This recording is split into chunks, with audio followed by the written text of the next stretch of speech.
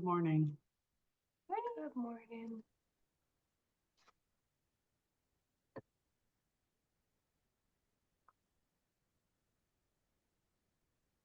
I'll be right back while we wait for everyone to join.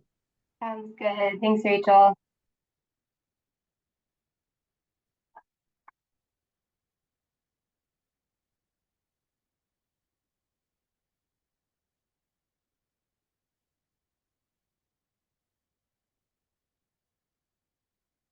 Good morning, Megan. Good to see you. Happy New Year, everyone. Happy New Year. How is your holiday season? Eventful. How about yours, you guys? It's good. Very busy. So Yours, Jenny? How was yours? Very good. Thank you for asking. Yeah, all was good. Family, friends, and a lot of food. Yes. So much food. Yeah. I'm still full from Christmas.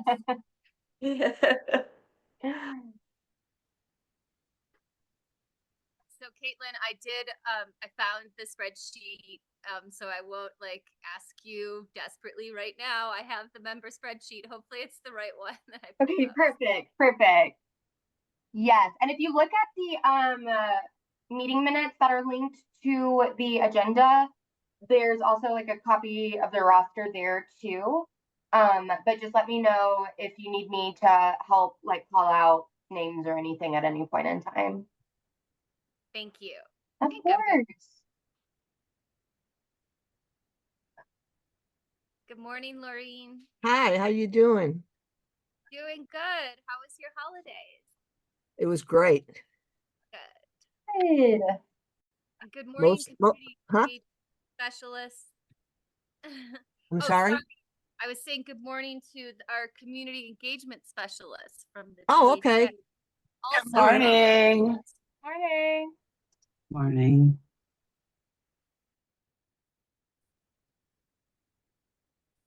Just a heads up, y'all. This is Kalandra Lindstedt. I'm going to be off camera today, so just giving you an alert. Thank you. No problem. I'll be off camera several times while I refill this here coffee mug. I understand that. Same.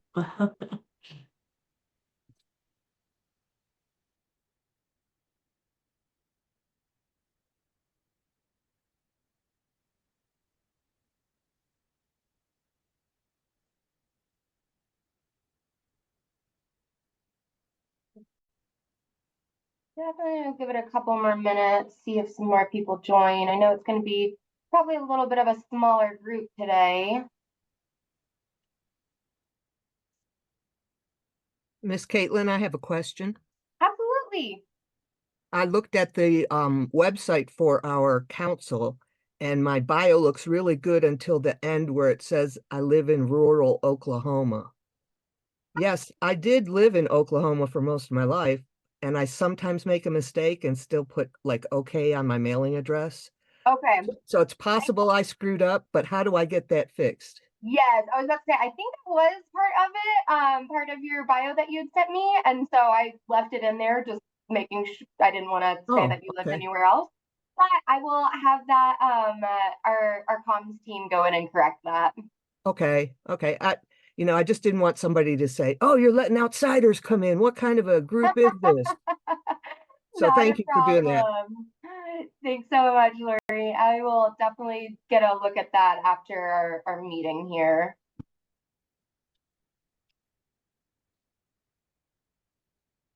Good morning, everybody. So good to see you all. Thank you so much for taking the time to join us today.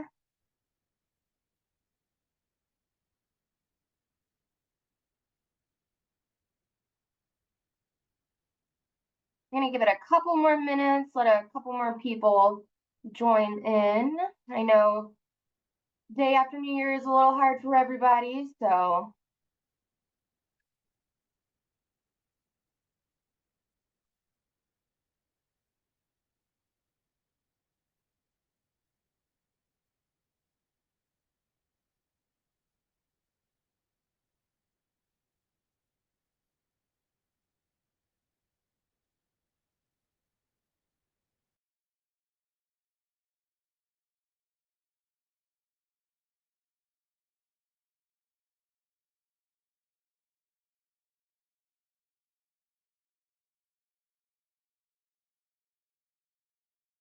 Let me know when you want us to get started, Caitlin. Just want to give people some time, but also it is the second, so we may be not getting a full crew today. Not sure.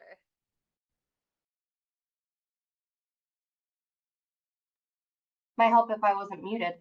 I know it's definitely going to be a little bit of a smaller group today, but give it one more minute and then we'll get started at 9:03. How does that sound?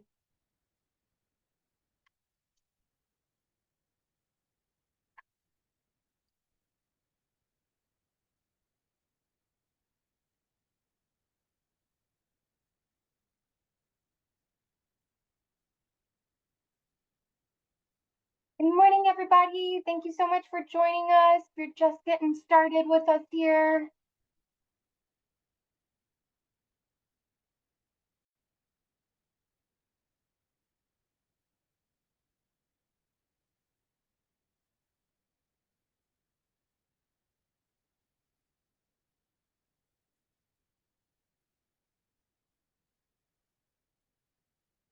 So trying to make sure we have our interpreters joining us today. I've got them booked, so just want to make sure that we can see them.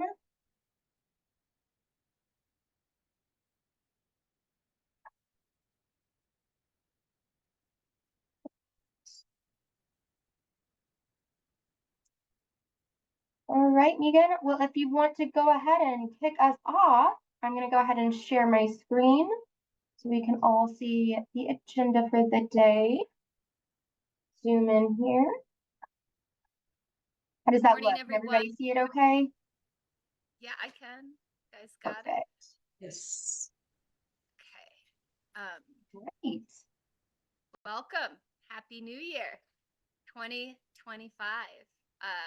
Going to be a great year for all of us, I'm sure. I'm going to go ahead and do roll call here.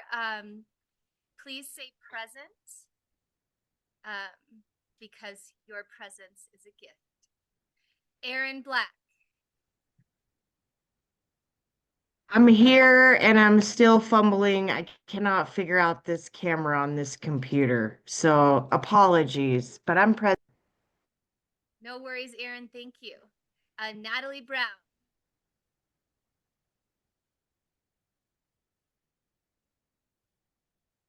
Savannah Brown.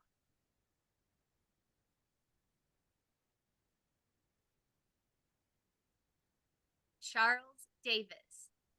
Good morning, present. Happy New Year, everyone. Happy New Year. Carrie Eckert.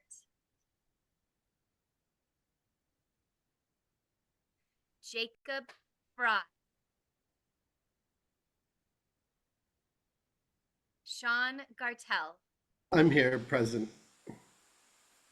Thank you. Kelly George.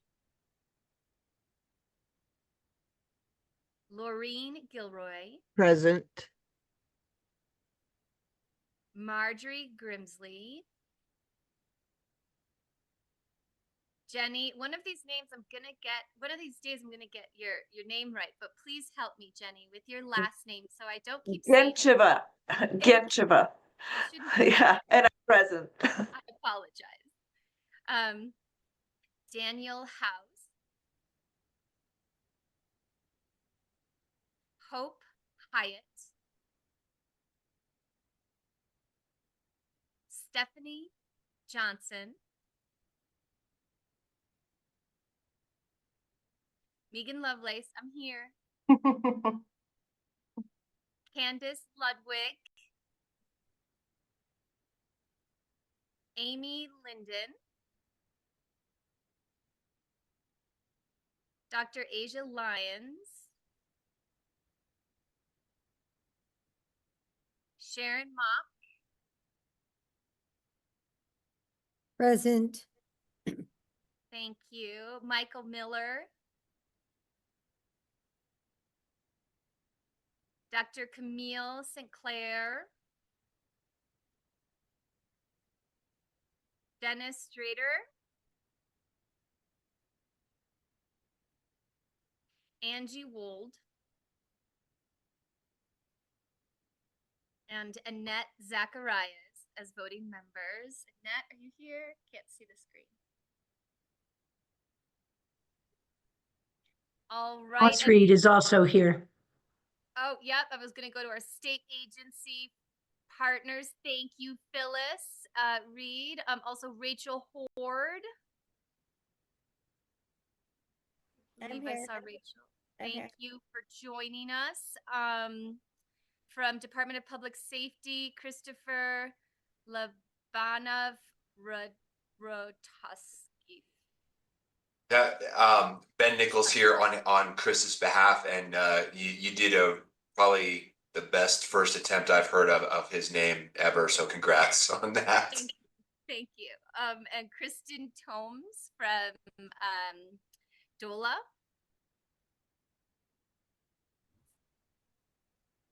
And so if we have other state agency partners on, welcome, and also welcoming our Behavioral Health Administration Community Engagement Team, whom is also on today. Oh, and Bonnie Holiday from CDPHE, of course, Bonnie. Thank you for joining us. All right, anyone I missed? Perfect, welcome. Thank you. Carrie might have joined right after we called. Good morning, Carrie. Anybody else that just joined and hasn't had their name called? Yep, there's Carrie in the chat. Welcome. All right, we're going to go ahead and approve our minutes from our 12-5 meeting.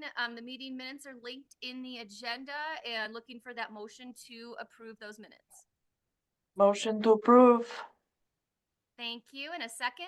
I'll second Sharon Mock. Thank you so much. The motion carries. Minutes approved.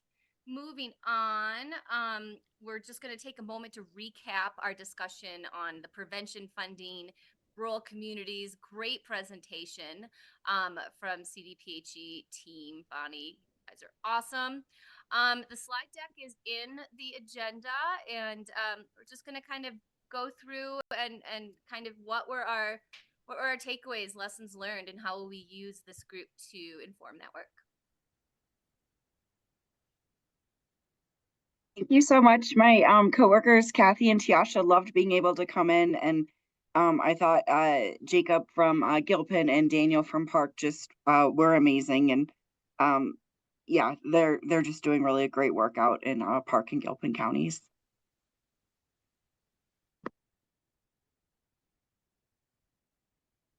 Thank you, Bonnie. I know that we had a lot of questions during that presentation, right? And you know, maybe we didn't get them all asked. Or maybe we're wondering what those next steps are so we can loop into existing work like this, grow work like this in our communities. What further discussion do we have around this prevention funding in rural communities presentation?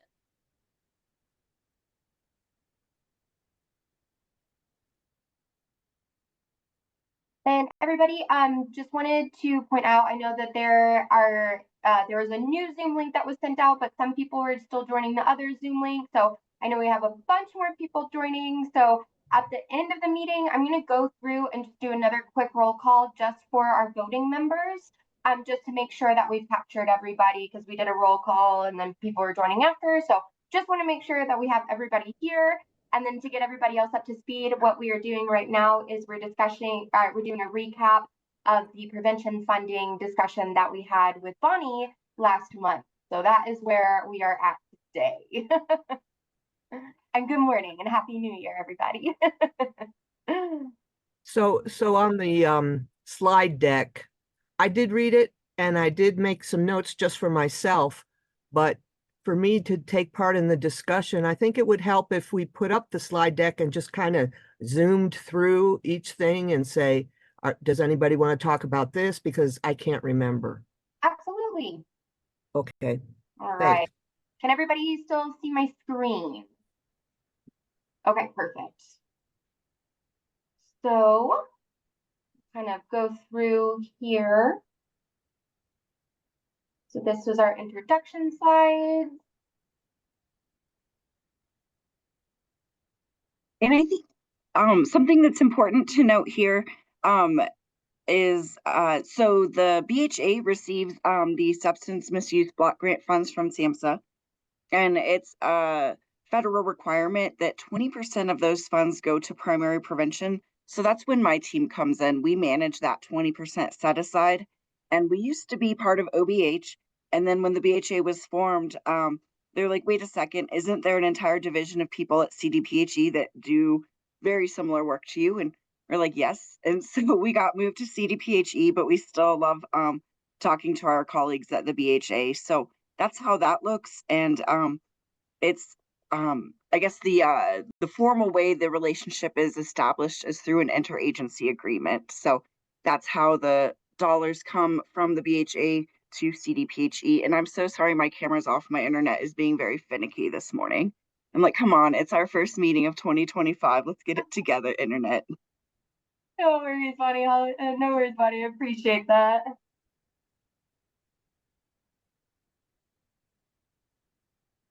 So any questions about SAMHSA or the 2 block grants here? Jenny?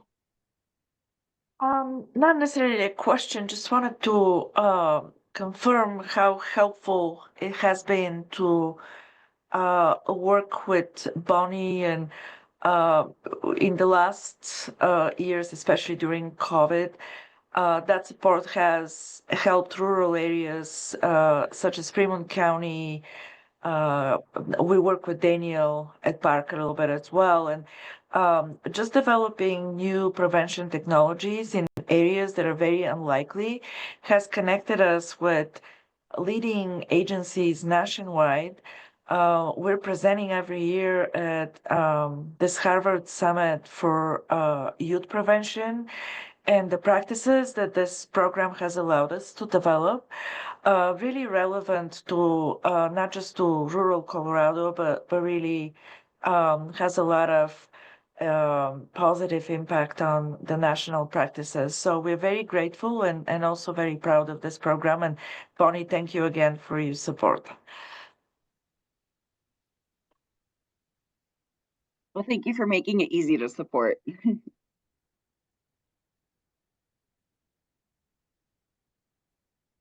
All right. So we have that 20% recap here.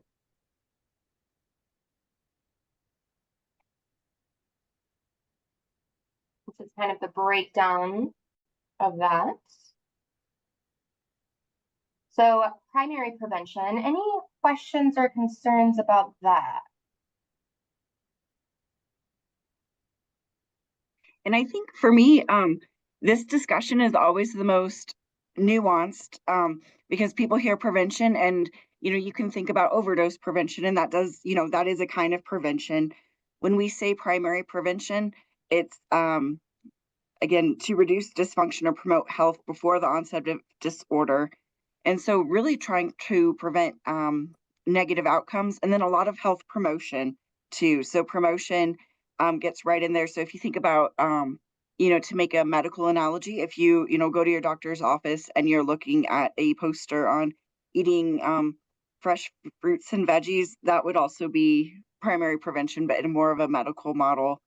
And I think, to be very transparent, when I started my work and applied for this job, I had been working in youth treatment facilities. And so I saw the flyer and I was like, oh, I can totally do this. I've done this before. And then I got invited to an interview and I was looking at the website. I was like, I don't think I've ever done this before. My team still hired me. I'm not sure why, but I'm glad they did. And the more I learned about it, the more it's really kind of taking the assumption that bad things are going to happen no matter what we do, to the assumption that we can really create a healthier community for all of us. I have a question.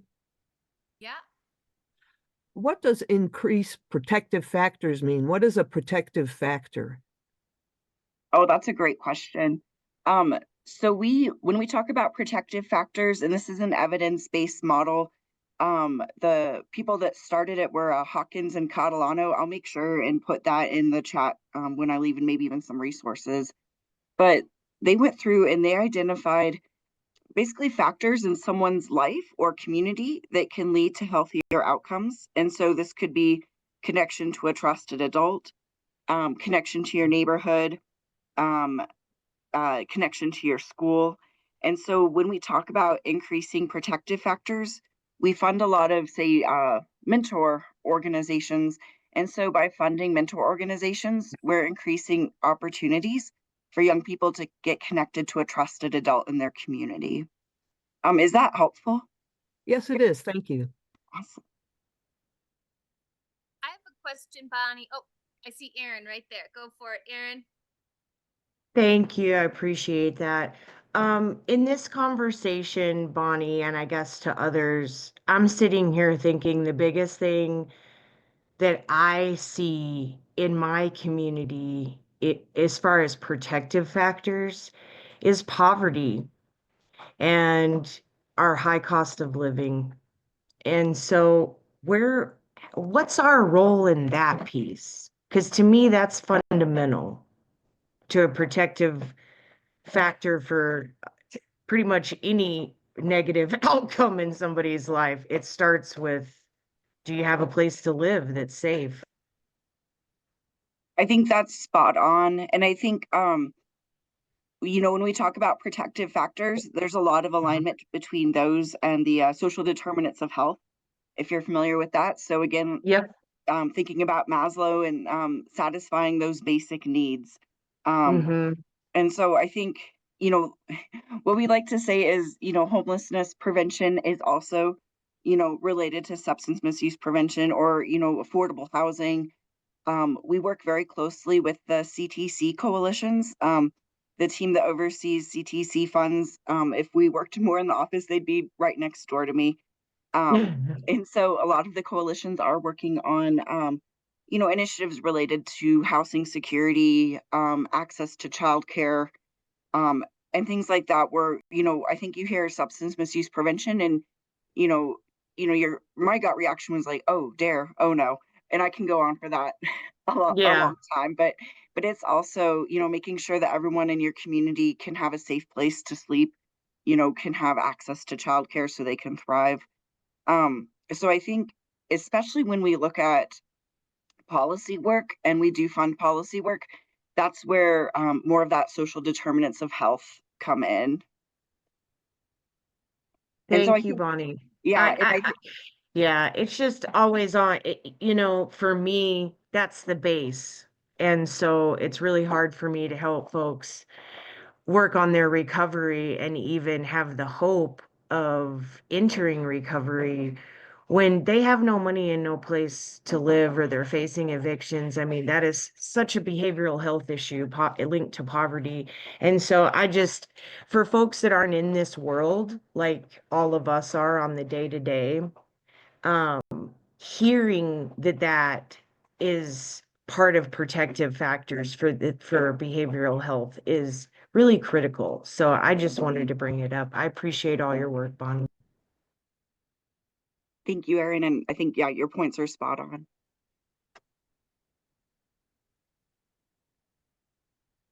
Thank you for that. That was my question, Aaron. You asked it.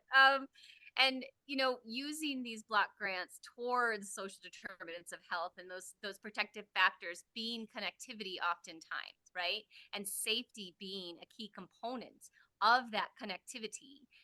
Are these dollars valuable to be used for transportation to get someone to and from a spot, right? Are we looking at the permanent supportive housing vouchers, right? Are we connecting into the 1115 demonstration that has housing and food that's hopefully coming down the pike? And I know we have a friend from HICPUF here on this call.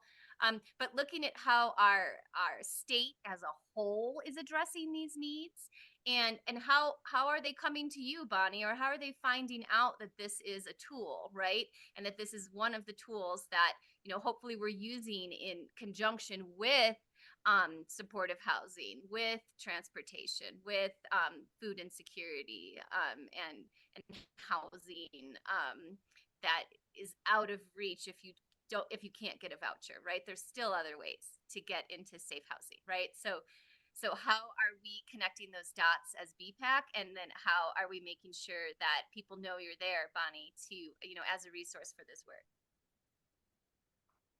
Yeah, I think that's spot on, spot on. And I think this is again like a very small piece of anything, but I think it's very impactful. But our communities that, you know, do maybe community classes, community workshops, or our CTC communities, they really look at, you know, how do we break down barriers to make sure that everyone can participate in this community process. And so I think, you know, I think something else I'd like to showcase is, you know, if one of our grantees does decide to do policy work or have community meetings, we allow them to offer food.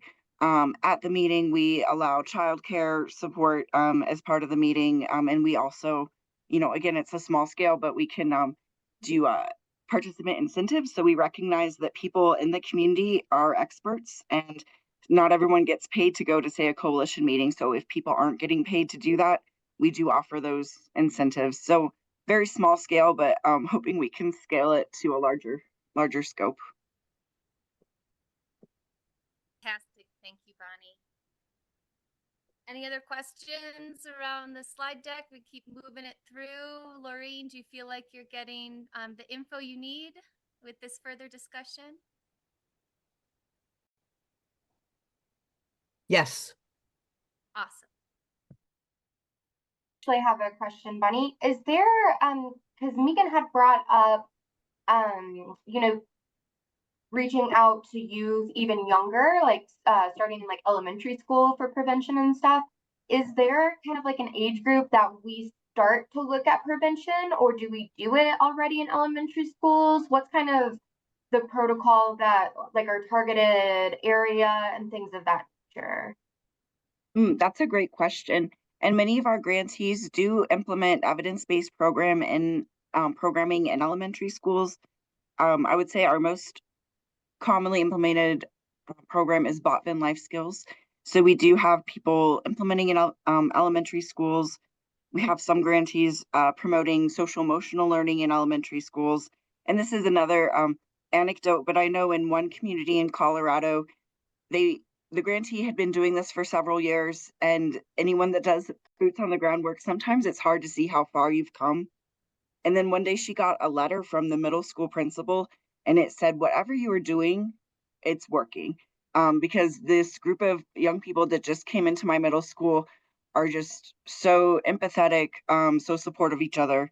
So I really, when I get frustrated, I'm like, oh my goodness, why am I here? I'm like, oh, it does work. It does work. So we do start them young, and then we also offer a lot of parenting classes. And so and I say we, it's actually our grantees. They're the ones doing the work. But so even before birth, and for expectant mothers and others that are going to be caretakers in a kid's life. That's great.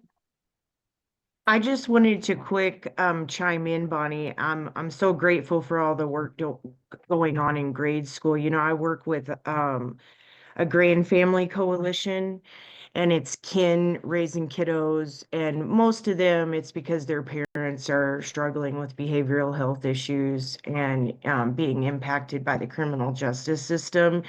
This is another reason why it's so important. It's not just prevention for the kiddo.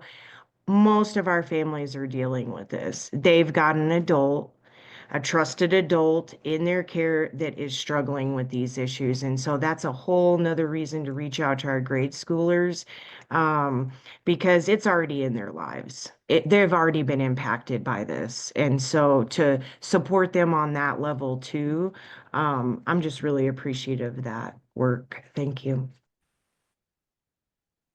Absolutely. And that's great that you're part of that grand families. That sounds like a great model.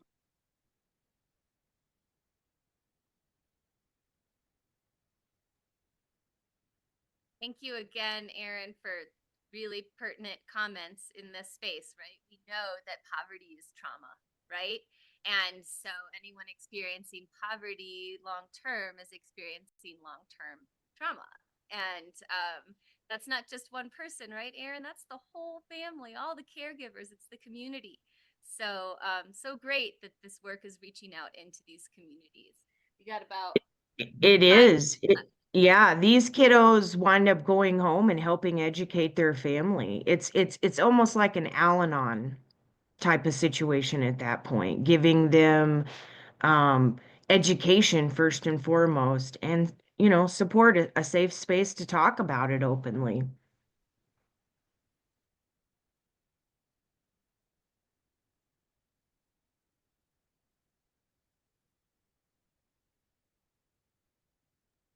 Looks like we have a question in the chat. Says, good morning, I'm Amy, a visitor to the meeting from CCDC. I'm curious how your prevention activities work with McKinney-Vento for homeless children and school resources through the CDE with federal dollars. We have Phyllis on from CDE. Great. Great question, Amy. Thank you for raising that. Phyllis, Bonnie, what do you got? And actually, I think Phyllis, I'll turn it over to you. And I think because I'm going to be transparent and embarrassed at the same time. I'm actually not familiar with this program, so Phyllis, can you help me out? I'm not quite sure.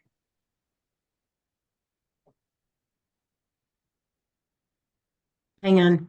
Okay, can everyone hear me? Okay, thank you. I can just speak from where we come from in our programs in our Health Education Services Office through our grants. And, I echo a lot of what Bonnie just said about what the availability and the offerings are in the schools. For years,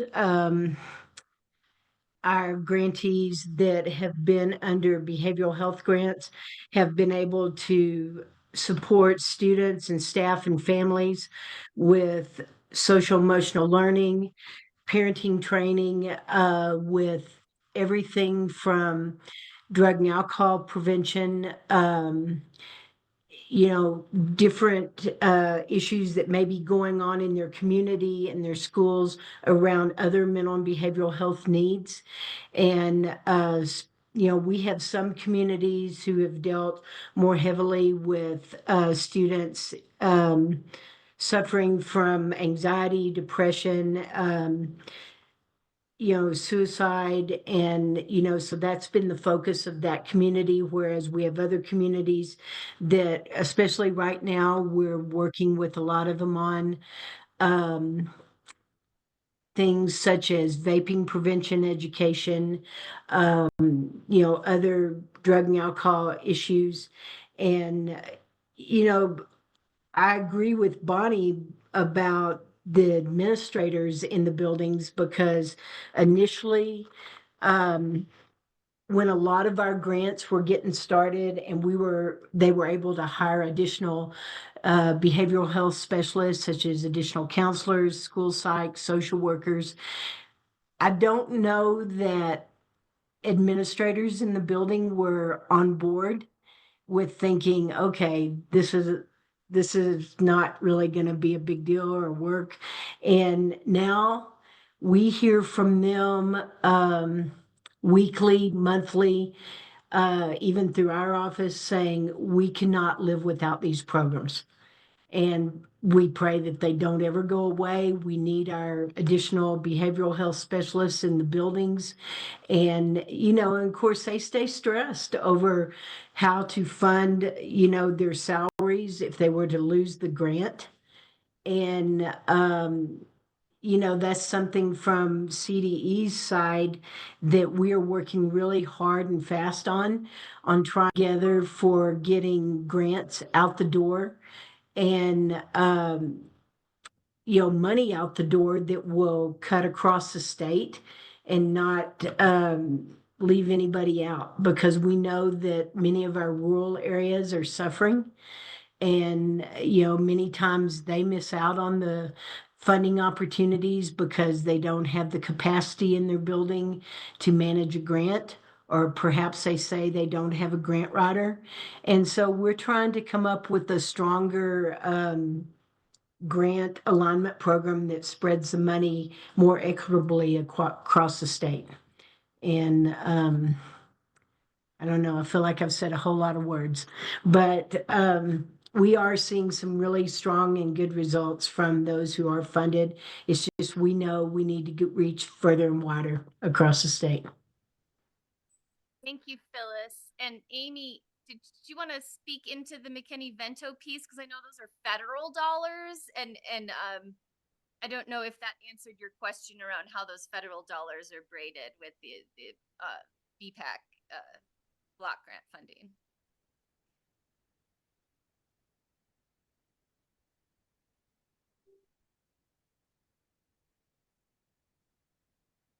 Looks like you answered in the chat there, Amy. But you know that it's a great point, right? And I think probably, you know, an interesting place to look moving forward. And I do see we are at time for this discussion. In fact, 2 minutes over. So Aaron, I see your hand raised, and then we'll move on to Oh, I'm sorry. I forgot my mute was off. sorry, Lorraine, did you want to? I didn't see your hand up, but if you have something to say, please, by all means. I'm sorry.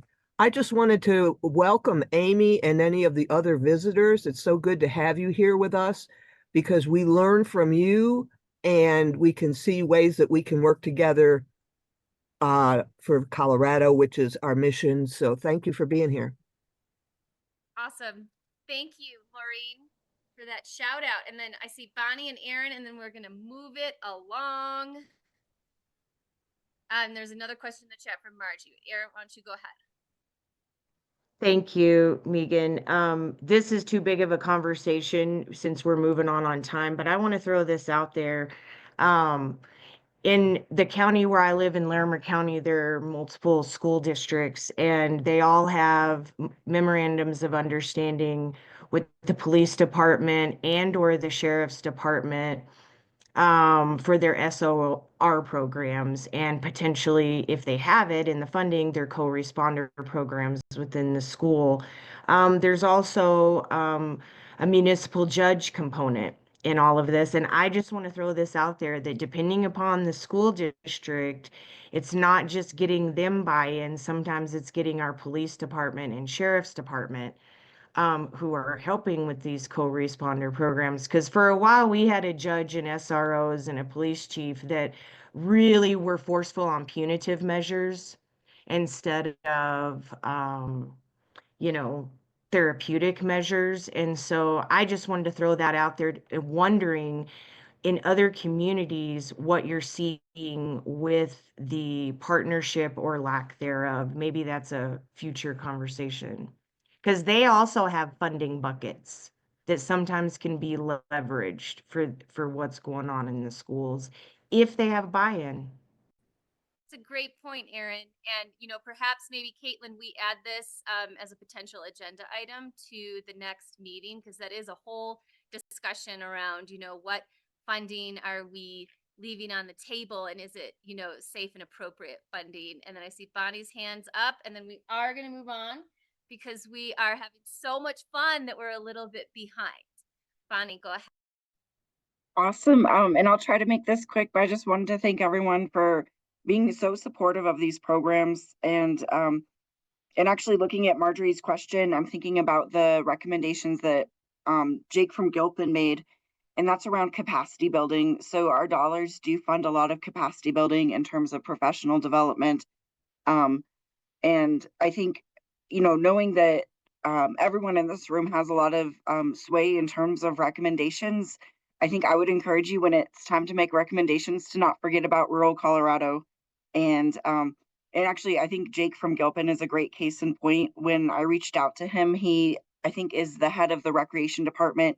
And he said, he's like, I've never written a grant application. I've never managed this kind of program. And now he's just absolutely killing it in Gilpin. So I think when we invest money into rural communities, the returns on investment are huge. And so, again, thank you for your support, and remember rural Colorado. Yes, remember rural Colorado. I'm sitting here in Lake County just with like heart shooting out of me. Thank you for remembering rural. We are going to move on, and we'll circle back at the end of this meeting to see if we want to put this on the agenda to further discuss prevention and creative ways around making sure we're catching all folks, right? Moving on, we had a presentation on the boards and commissions and operations, right? We talked a little bit about redesigning our committees. And so we had a presentation around that, and we just want to open up the floor for discussion. I'm going to turn it over to Caitlin. We just want to make sure we're all on the same page about what's going on with our committees, our membership in those committees, and our direction moving forward. Take it away, Caitlin. Megan. I just wanted to point out a couple of things really fast. For moving on forward with these conversations, I have taken some detailed notes. We're also going to be keeping a running list of these notes for each discussion that we have like this moving forward. So then we can share with the presenters to get some of our questions answered that we weren't able to discuss live. And also using our subcommittees to further explore some of the questions and conversations that we were having. For example, what collaborations might we be overlooking and some of the funding that we might be leaving out. That would be a great action item for our systems advocacy subcommittee, for example. Them taking that deeper dive into what we currently have and possibly identifying where some of the disconnects are. So that way, during our letter of recommendation review, that's something that we can absolutely add in there. That's something that we have identified. And these are our solutions over it. So just possibly throwing out there an action item for one of our subcommittees. So I'm going to go ahead and share the slide deck. Can everybody still see my screen okay? Okay, perfect. And just for everybody's reference, if you want to be able to see the speakers as well as the slide deck, if you hover your mouse at the top right-hand corner of your screen, there's going to be a little button that pops up that says View. If you go to that and select Gallery, you're going to be able to see multiple people and the screen and things like that. So let me know if you have any trouble with that, and I can meet with you all after this meeting to kind of show you some of these Zoom settings so you can adjust your screens to see accordingly, because we do like to have our slide deck up and our ASL interpreters pinned for our public facing audiences. So we can't, unfortunately, Zoom doesn't allow us to do all of that at once. So we'll be working through that, but just for reference in the future. So everybody's had access to these slide decks for a couple of weeks now. So just wanted to answer any questions that you might have or concerns that you might have with regard to committee operations at this time. So really wanting you all to understand, that these subcommittees are going to be tasked with a specific purpose or function. They'll consist of 4 to 5 volunteer members that will be recognized as identified members. However, any member of the public or the council are welcome to join and participate in these meetings. These identified members will be the voting members of the subcommittees, however, though, and when work is being assigned, for example, like the letter of recommendation, when we're having to go through and, do some of that extra homework and those extra writing materials, those identified members will be the ones that will be utmost responsible for it. Again, anybody is going to be able to participate, give their input, get their feedback.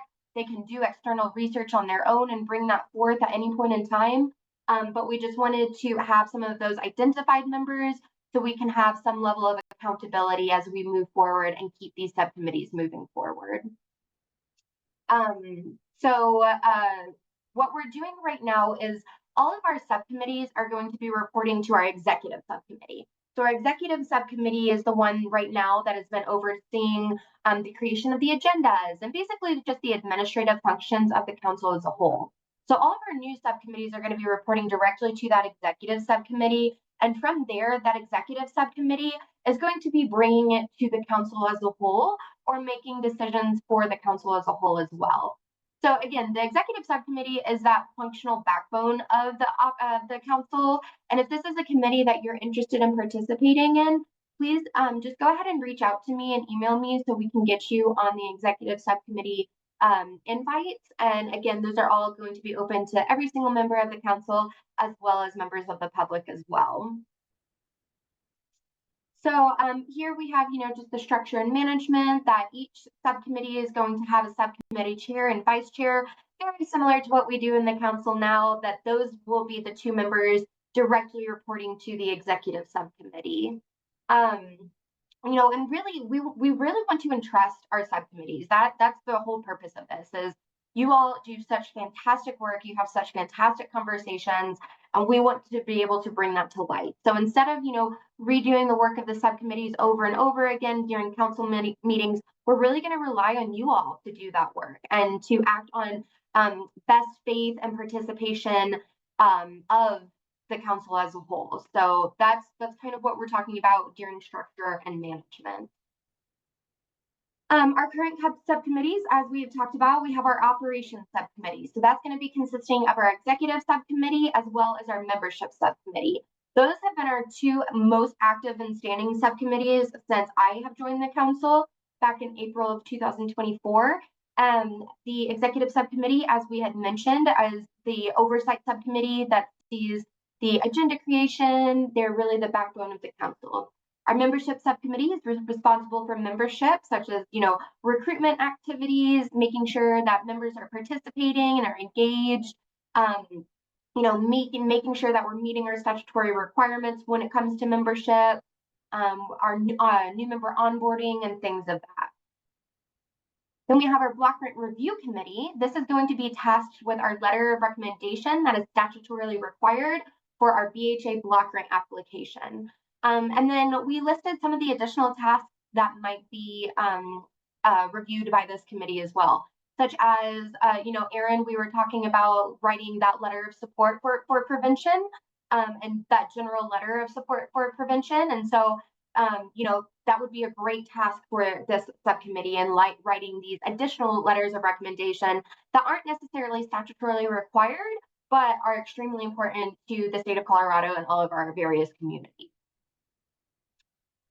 And then next we have our system advocacy subcommittee. So this is a new one that we've created that is going to kind of combine some of the other subcommittees that this council had previously that were kind of inactive at a point in time, to really be able to review our current health system and identify gaps and trends with regards to mental health and substance use. So this is going to be a new subcommittee that we're developing with Ann Denton, our SAMHSA TA. But you guys are going to be doing a lot of, external research and identifying something like we just spoke about within gaps in our communities. For example, different cross collaborations that we might be overlooking, different funding streams that we might be overlooking. So this is going to be, kind of like a research subcommittee about our current behavioral health system, where you all are identifying these gaps and these trends to bring forth that we as a subcommittee and a council as a whole dive deeper into and learn more about. And, maybe we can start connecting some of these dots and bring this to light during our letters of recommendation as well. So those are our three major subcommittees that we have functioning right now. And then this just kind of goes a brief oversight into creating a subcommittee. So if we find in the future that we need to add a subcommittee or maybe combine subcommittees, this is kind of a process that we would do it. And then this is the committee reporting structure, similar to what I just explained, with all of the subcommittees reporting to the executive subcommittee creating these, working with the subcommittee officers to basically do everything down below. So I know that was a very fast, and then we have our do's and don'ts for council officers. Once those are up and running, and we have some officers, and we'll do some internal officer training for subcommittee officers and things like that as well. So I know that was a very fast, high-level overview. Are there any big pressing comments, questions, or concerns? Pasha, I see your question in the chat. Absolutely. You wouldn't be considered an identified member because you're not a voting member of BPHAC, since you're a voting member of BPHAC. However, as you being that council liaison and a member of the public, you're welcome to participate in any of the subcommittees that you would like. Again, same with any of the other council members, same with any other member of the public. I am currently working to get our meeting cadences established for all of these new subcommittees, which I should have done by the end of this week, if not beginning of next week. And all of those will be uploaded to the public facing calendar as well. So the BHA calendar. So all of the Zoom links and information for how to join these subcommittee meetings are going to be on the BHA calendar. So any member of the public, any member of the council can join at any point in time. Anybody else? Any other questions for us? I'm just being mindful that we are have migrated into our break time. Yes. And that you know, if we have questions, we can keep going. If y'all want to take a break, go for it. I do have a question. Caitlin, do you care if we keep going, or are we going to break anyway? And I can just email you the question. Nope, to the will of the council, whatever you all want. If you want a 5-minute, or if we want to keep going, we can just keep going. All right, I'm not seeing wait, anybody. as part of the older demographic, I would like 5 minutes. Okay. All right, Let's Lorraine. take a 5-minute, or let's do it. Let's take 5 minutes. I'll chat my question and Caitlin. Great. And yeah, if you want to drop that in the chat, Megan, I'll just stay around and I can answer via chat as well. Sounds amazing. 5 minutes, you guys. Caitlin, could you put a timer on for us who need the extra encouragement? Absolutely. We will be back at 10, or no, not 10, at 9:53. Perfect. Thank you.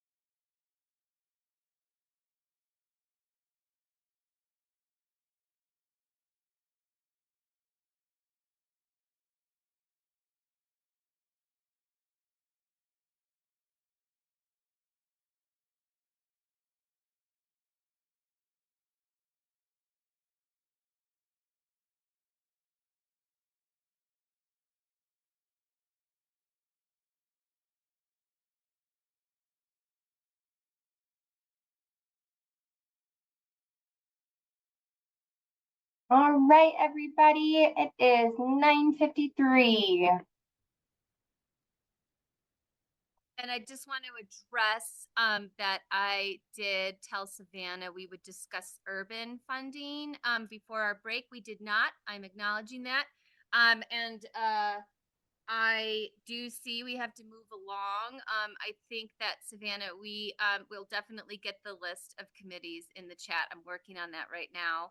And I think that continuing to talk about how we're reaching all of our communities across the state is important. So again, along with our discussion around creative funding mechanisms that we had earlier, I don't know if you're okay with us just adding the urban, I believe you called it our inner city mental health funding. So if you are feeling okay with us adding that into our discussion around creative funding in the next agenda, as well as adding that to our systems advocacy subcommittee.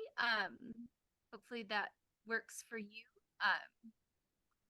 But please let us know if it does not. And I promise you guys, I'm going to get the list of committees in the chat here in a moment. Yes. The list of committees have also been, they're added to that slide deck that is hyperlinked in the agenda. So if you click on that slide deck, you'll be able to see our 3 subcommittees. That operations subcommittee consists of membership and executive, just a reminder there. And then applications have already been emailed to members. I've sent out a couple of emails about that actually. So please definitely go through and check your inboxes and all of your messages from me, because you'll be able to see applications linked there, the current list of subcommittees, as well as the slide deck, agenda, and things of that nature. And I'm dropping the forms to apply in the chat as I find them, you guys. Thank you. Yes.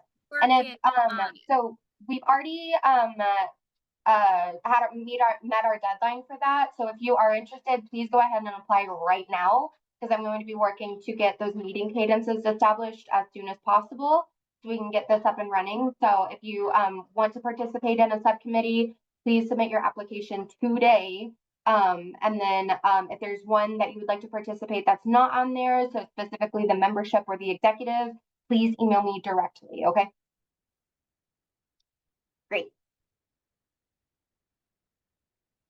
All right. So Megan, do you want to take us away for what's going on section? Sure. What's going on? We've been talking about prevention so much today, and that's so exciting. What else do we have from the prevention world, friends? What's going on? Updates.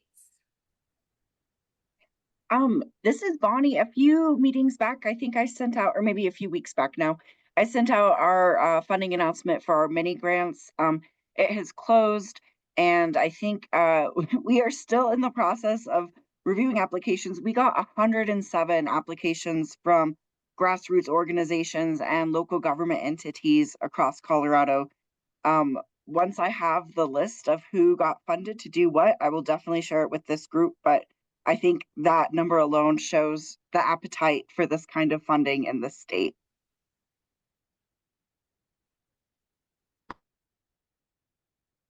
Great news, Bonnie. I see Dennis's hand is up.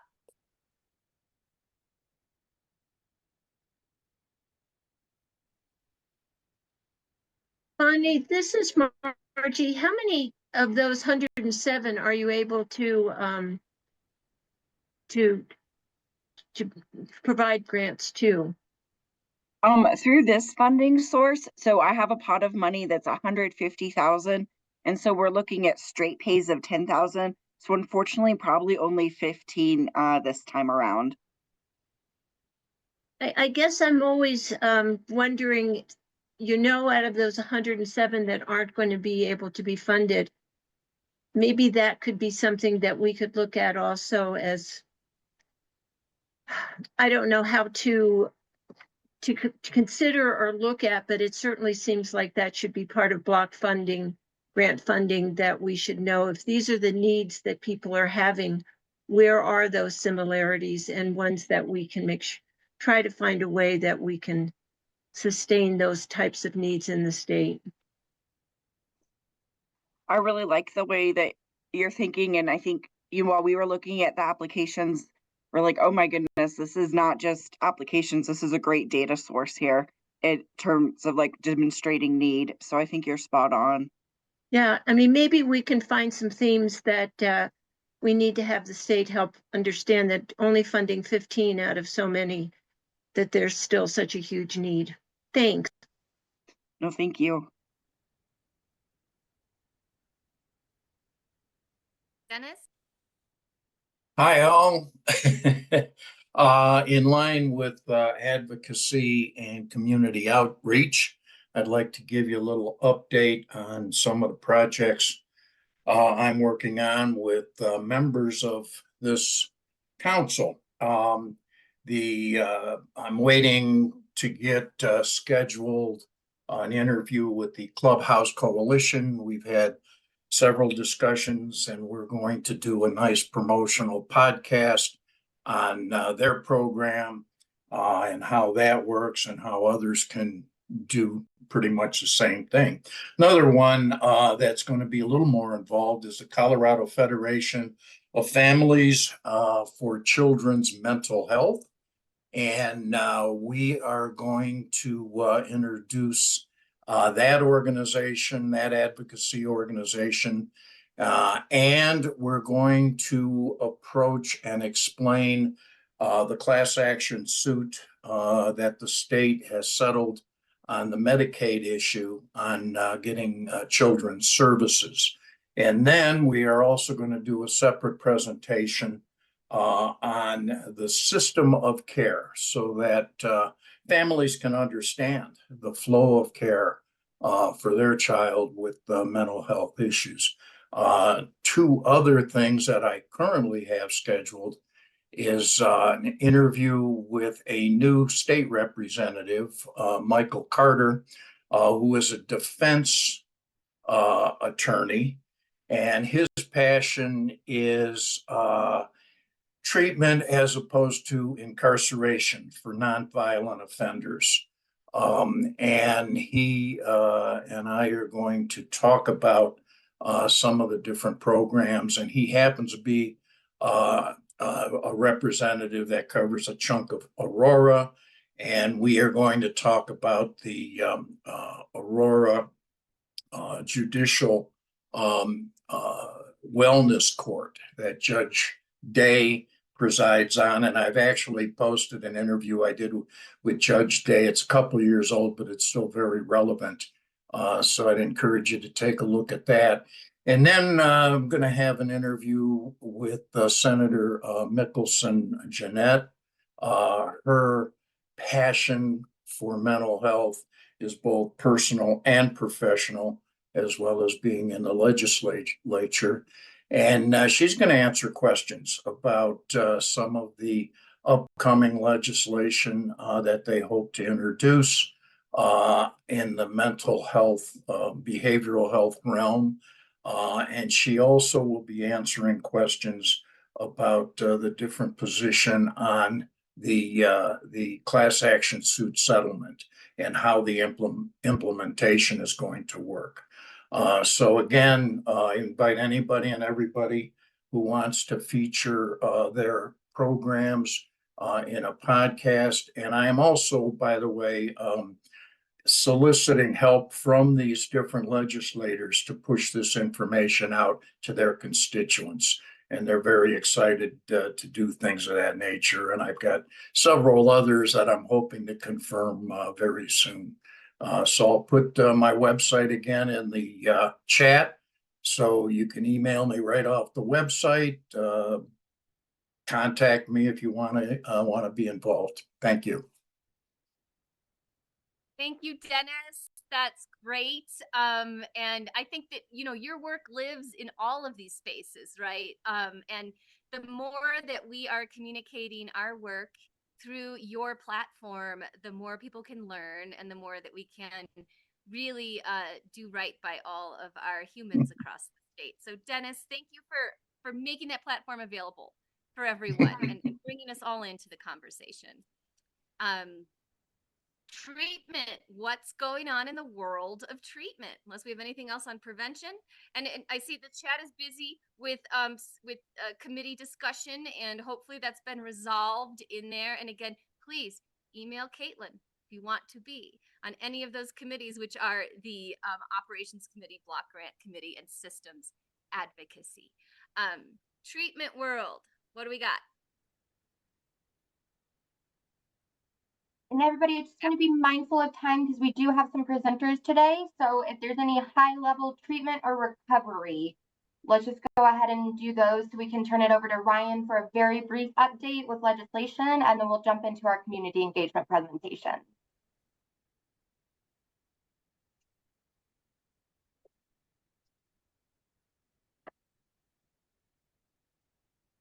So any high level treatment or recovery going on in the communities right now? Any events coming up or?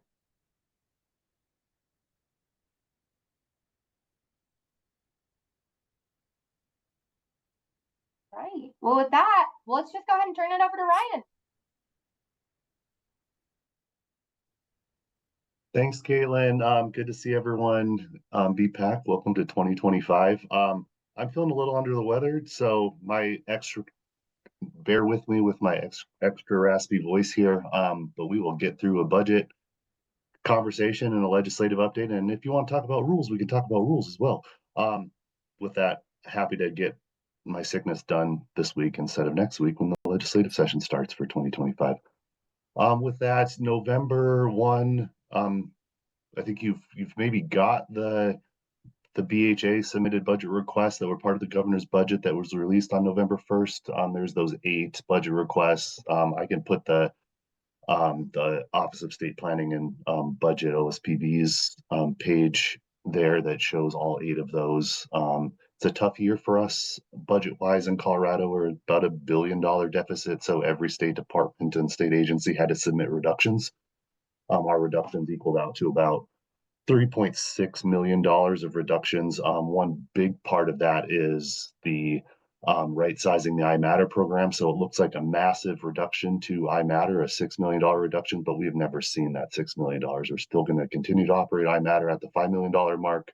It was an annualization through a fiscal note that was going to increase the iMatter budget to $11 million. So we had to submit a budget request to say, no, we can operate that at the $6 million mark. So net wise, about a $3.5 million increase for us, really focused on that increasing access to behavioral health care, which is really 3 prongs of care coordination for providers, our behavioral health administrative service organizations, and some infrastructure improvements for our care coordination. So we're excited about that.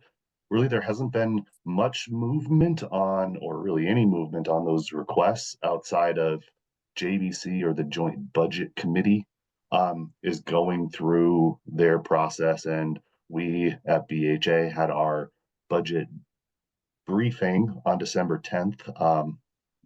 Satasha there. That was when JBC staff, Emily Pope, presented BHA's with the Office of Civil and Forensic Mental Health, their budget requests together, as well as related information.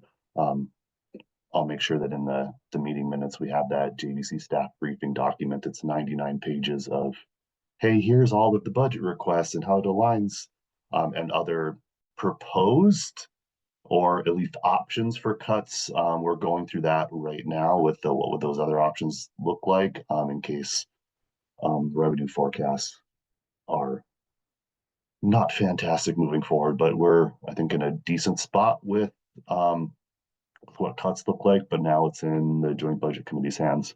December 19th, seeing Megan Lovelace there, and handed me a bag of wonderful cookies. So thank you, Megan. When I saw Megan there on the 19th, that was our JBC hearing. That's when Commissioner Smith presented on and answered JBC's questions from the December 10th briefing. So there is also a JBC hearing written response document that is a lot of words on pages related to a whole bunch of different questions. So if you're interested in that, we can make sure that that's available for you as well. Megan, I see your hand raised. Thank you. And I'd love to see that written response, because of course my question is, with the budget cuts and then seeing how the session moves, are you anticipating any supplementals, and that could be weedy, but that's basically saying later on, just for people who aren't involved in policy, like later on in the session, you're like, oh, hey, by the way, we would need this supplemental, budget request that comes after this time. That was probably not the greatest way to explain that, Ryan, but are you guys thinking you're going to do supplementals, or that So- it's going to have to happen because of some of the programming? So supplementals will come out likely this week. So be on the lookout for that. So what ends up happening next? So emergency supplementals were submitted and out. We didn't have any emergency supplementals. Supplementals are changes to the current budget this year to try to get to a spot where are we underspent, are we overspent, and how do we make sure that we right size what the current budget and the cost of programs look like this year. So be on the lookout for that. That should come out this week or next. And then from there, based on the budget hearing, supplementals, then there's figure setting where JVC goes through all of the, hey, how do all of these things align to make sure that we are still in a balanced budget? And then if JVC makes additional cuts, then there's a process that's called comeback. So then state agencies argue about what should be cut and what shouldn't be cut, which then leads to the whole budget package, right? And so then even though the session hasn't started technically yet, it has fully started, right? We are in committee, but there's before the supplemental report comes out, we essentially just can't talk about supplementals until they're out. So, but be on the lookout for that on the JVC webpage, or the OSPD page is probably the best spot, which I'll make sure that gets into the meeting minutes as well. Thank you. Appreciate that. And if you're just, have that tab open on your computer like me, if you have 8,000 tabs open, if you can drop any of that in the chat, that's amazing as well. Any other questions for Ryan? I know we have our awesome community engagement team that really wants to tell you lots of things. But what else do we have for the one, the only Ryan Templeton holding it down at the State House? Session starts January 8th, Wednesday, less than a week away. Lasts for 120 days, which includes the weekend. So the last day of session is May 7th, if you're wondering. But please keep us informed about how we can, participate, how we can be involved. And I'll be down there on the 8th. So, if anybody wants to come down and be a part of the fun, I'm always happy to hold space for y'all at the State House as we go through. Yeah, so one thing I will remind this BPHAC of is that last year during the 2024 session, there was about 700 bills that were introduced, right? We know that 5-10% maybe impact behavioral health, but that's really that opportunity to really see where discussions are going over at our legislative branch of government. So this is also an opportunity that over these next couple months where the General Assembly is in session, is that I'm more than comfortable coming every month to talk through what is happening over at the Golden Dome downtown Denver as well. So look forward to continuing this conversation as well as we get more and more bills get introduced. Thank you, Ryan. I think a monthly update sounds like a plan. If we just add that as a rolling agenda item. Anybody else for Ryan, or is going to move on to community engagement?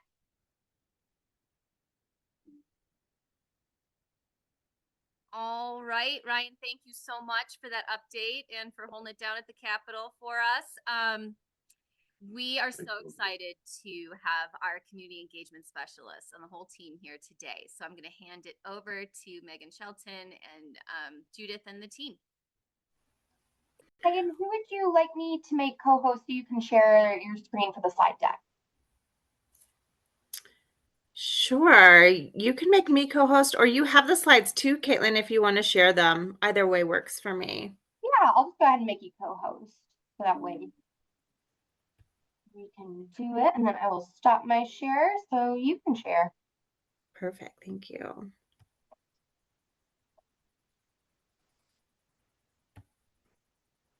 Okay, you should be able to share now.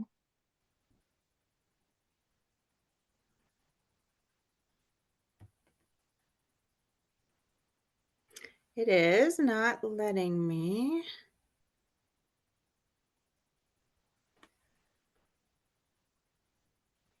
Here. Okay. Go ahead and try again. If not, I'll just go ahead and share my screen for you and just let me know when you want me to move. Yeah, I don't know why it's not letting me click on share, Caitlin. No worries. Let me just go ahead and I'll keep going. Can everybody still see my screen? Okay. Perfect. Thank you. Yep.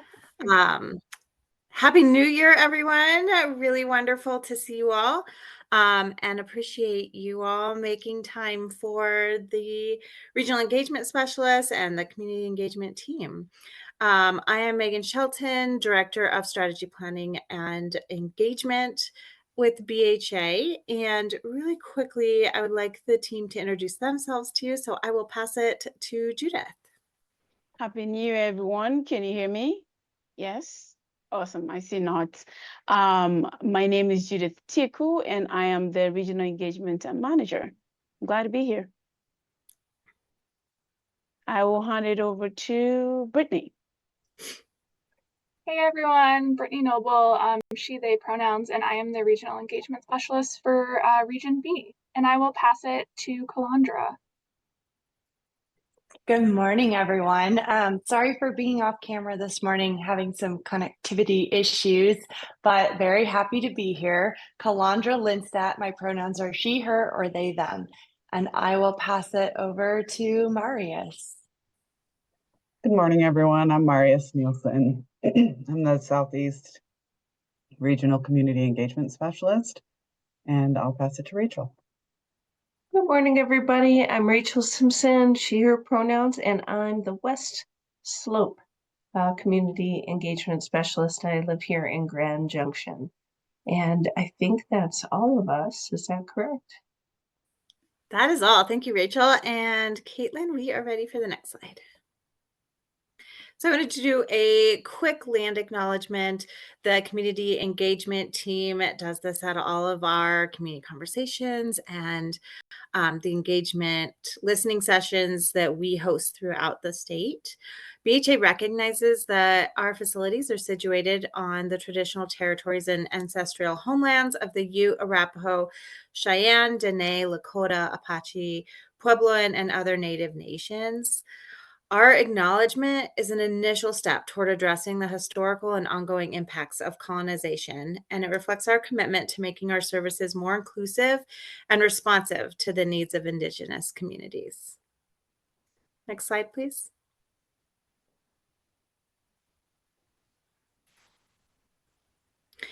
So this slide reflects Commissioner Smith has been all throughout the state, really since she started. She jumped in with really meeting with providers, community members, you name it, all throughout Colorado to really listen and engage and make sure that we're hearing from all of the people of Colorado. So she has participated in over 108. These numbers are low now at this point. But she has participated in over 108 community meetings and listening sessions throughout Colorado. She has spent over 150 hours meeting with community members and partners in behavioral health reform. And when we did community conversations, which I know you all have heard quite a bit about, throughout the state, there were 10 themes that emerged, and these same 10 themes have emerged through all of the engagement that she's done, not just within the community conversations. And so it's really important to acknowledge those as we work to inform BHA's future work. And we can move on to the next slide. So I do want to point out that the circles on this slide do not represent that we've heard more. If it's a full circle, it doesn't mean we've heard this theme more. It's just kind of to make it visually pretty. So all of these 10 themes are equally as important. And those are system navigation, prevention services for all ages, transportation, coordination of inpatient and outpatient services of children, youth and adults, SUD and behavioral health services in rural communities, school supports, access to community behavioral health resources, coordination between all of our sister agencies, jail-based services, and housing supports. And then we can move on to the next slide. And sorry if I'm moving through these quickly. The engagement team has really put together some really nice slides for you all, and I want to make sure that there's plenty of time for them to share those out. And at the end of this presentation, we can go back and if there's any questions on any of these slides. So this map outlines the community conversations and commissioner engagement that took place this last fall. And Judith will talk a little bit on the next slide, but I did want to acknowledge that Commissioner Smith will be returning to all of these same communities to talk about what we heard from you last time, what we have done so far with the feedback that we heard from the community, and what we're continuing to do. And then there will be additional locations for community conversations for 2025 as well. So it will be a really busy year. These community conversations have really been my favorite part of the work that we're doing, is really being able to collaborate and co-create with you all. And so being able to have these meaningful conversations, really hear from the community and bring it back to ensure that it's informing our work. And with that, I will pass it over to Judith. Thanks, Megan, for that fast and furious summary. So Megan just shared kind of our statewide activities that we've done so far in 2025, most of it with Commissioner Smith. I'm just going to share a little bit of what we have coming up for 2025, also on the statewide level, and then I can hand it over to the regional engagement specialist to share specific work that they've done regionally. And next slide, please, Caitlin. So as Megan mentioned, Commissioner is going to continue hit 2025 hit the ground running with a lot of other community conversations. These tiles are not arranged in any specific chronological order, but Commissioner will go back to the communities that she had the regional conversation, she had the community conversations in, and kind of do a report card, a report back of some of the things that were shared, some of the themes that Megan mentioned, report back to those communities on what have we done with that feedback, and if we're not able to do anything, why, and what are we going to do about some of that feedback that was received from community throughout those conversations. One other thing too that kind of aligns with community input is the BASO community engagement. As you all know, the BASOs will kick off in July, on July 1st. And so these two organizations, which are Rocky Mountain Health Plans and Signal, are going to be really big in the community, and we want to make sure that they kind of hit off on the right foot. And so Commissioner is really committed to making sure that these BASOs can engage with community, engage with community members, engage with providers to really learn about what services are needed, what gaps exist on the ground and with community members. And so Commissioner will be embarking on a community engagement kind of a road show similar to Commissioner Conversations, but with the BASO leadership. This would be between March and April. So there would be various stops throughout Colorado for the BASO team to really engage with community. We have scheduled our next Children and Youth Plan listening session for January 16th. I know some of you were participating in the December one, but there would be another listening session for January 16th. This is a great opportunity to engage with the Children and Youth team, to share some of the work they've been doing in developing a children and youth plan for Colorado. As you all know, we don't have a children and youth behavioral health plan in Colorado yet. And so that's one of Commissioner's top 5 priorities, to really create a youth, a children and youth behavioral plan that works for youth. So please, I will drop the link to the registration in the chat to please sign up and submit questions ahead of time for that listening session. And please do join that listening session if you can. We'll also be doing ongoing safety net rules engagement. That's always ongoing. We don't have any plan yet right now, but we will make sure to share all of those with you, opportunities to engage on rules safety net. The family and friend input forum, some of you may have joined those meetings. There were just a couple of them, but Andrea also came here, I think, to share some of that work with you all, but she's planning to, I'll be working with her to schedule opportunities to engage with community and you all on the implementation of that family and friends input form. And so that will be coming up sometime in February. And so I will circle back with you all on the timeline and plans for when we'll be scheduling engagement to really dig into the implementation of that family and friends input form. Next slide, please. Judith, we have a question in the chat asking if you know when those rules will go before the state board. Ryan, do you have any dates yet? I think I know this is coming up soon, but I don't. Yeah, so I what don't we're doing recall right the date. now, yeah, good question, Megan. What we're doing right now is going through all of the feedback for all of the 3 rule volumes that we provided or that we proposed updates to. There's a lot of feedback, which is fantastic, right? So it's just a lot of work for us to consolidate that feedback and then respond to every piece. That feedback makes us potentially change the rules. So we will have a final draft of each of the 3 rule volumes.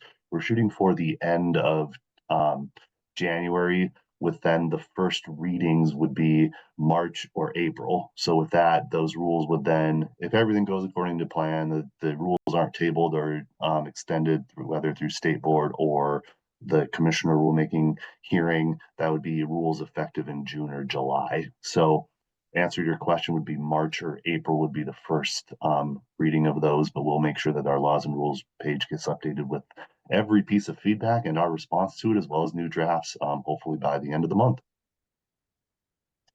Thanks, Ryan. Next slide, please.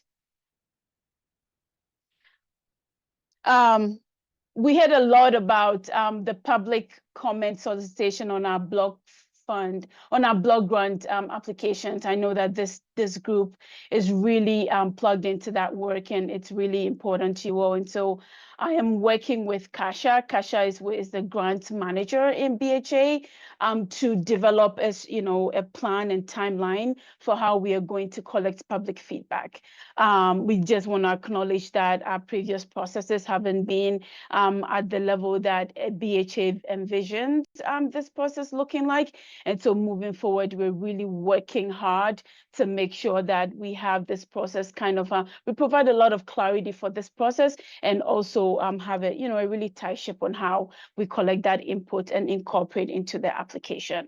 Right now, what I have is just preliminary information about what this process is going to look like, and our goal is to send out a request to solicit public comments and feedback between June and July, and the goal is to make sure that that coincides with your own process of reviewing our application and providing feedback to BHA. And so we will collect that feedback between June and July, and I will make sure to circle back with you all to provide a timeline of when that process is going to look like, and the timing on that. I will share that timeline with Caitlin to be able to share with you for your February meeting.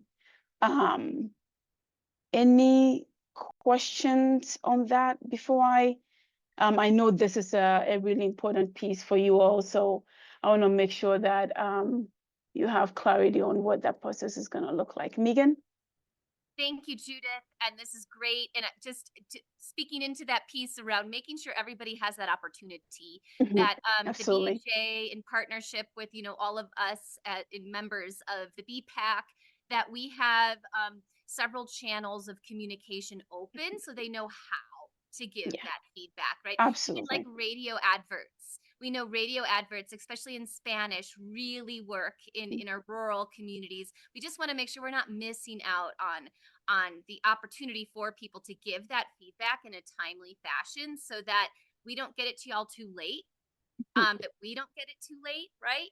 And that we've heard from all our communities. So just being creative and working with us directly on how can we get this message out into the world. Not everyone goes onto the calendar that you guys have. Right? Absolutely. So just thinking creatively about that together would be awesome. Yes, that would be great. And thank you, Megan. I will touch base with you separately to kind of connect with you on how you could help us share that. Thank you.